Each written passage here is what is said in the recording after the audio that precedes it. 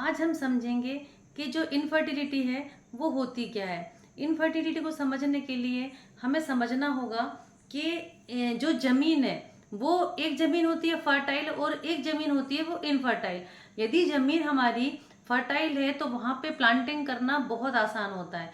अगर दूसरी ओर यदि जो हमारी ज़मीन है वो इनफर्टाइल है तो वहाँ पर हम प्लांटिंग नहीं कर सकते। जैसे सहारा डेजर्ट में हम प्लांटिंग या खेती नहीं कर सकते हैं।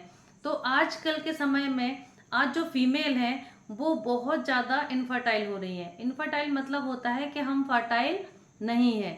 तो जो इनफर्टिलिटी का रेशो है वो डे बाय डे बढ़ता जा रहा है ना। हमारी जो प्रजनन दर है वो डे बाय डे कम होती जा रही है। उसके पीछे का कारण क्या है?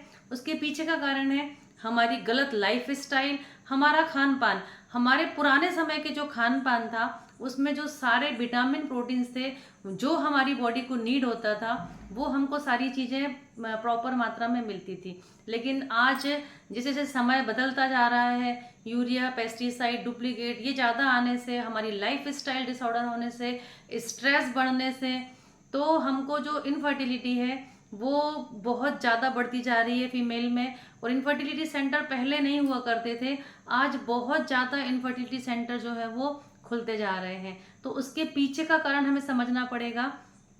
यदि हम ये कारण को समझ लेंगे तो हमारा जो फर्टिलिटी जहाँ पर हमको 1.5 से 2 लाख रुपए खर्च करने हैं वो खर्चे से बच जाएंगे, है ना।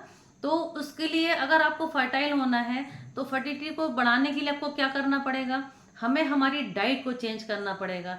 जी हाँ, हमारी जो डाइट है वो डायरेक्टली रिलेटिव होती है, डायरेक्ट प्रपोर्शन होती है किसके? इनफर्टिलिटी के। यदि हमने हमारी डाइट को सही किया है तो हम फर्टाइल हो सकते हैं। तो हमको हमारी डाइट में कुछ टिप्स बताऊंगी जिसको हमें इंक्लूड करना चाहिए। जैसे हमारी डाइट में हमको फाइबर इंटेक करना है, हमको वाटर इंटेक बढ़ाना है, जितने भी सीजनेबल फ्रूट्स हैं, वेजिटेबल्स हैं, उनको हमारी डाइट में हमको इंक्लूड करने की ज़रूरत है ना। हमारा जो वाटर इंटेक है, हमारी बॉडी को हाइड्रेट रखना है, हमको स्ट्रेस नहीं लेना है, हमको स्ट्रेस फ्री लाइफ जीना है। योगा, मेडिटेशन, कुछ भी हो, कुछ भी जो एक्सरसाइज है वो आपको आपकी डेली रूटीन में आपको शामिल करना है ना।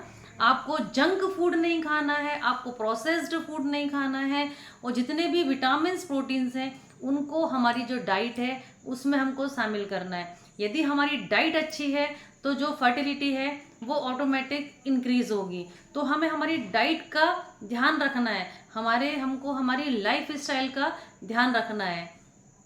तो हम ये छोटे छोटे से बदलाव करके हमारी जो फर्टिलिटी है हम उसको इंक्रीज कर सकते हैं।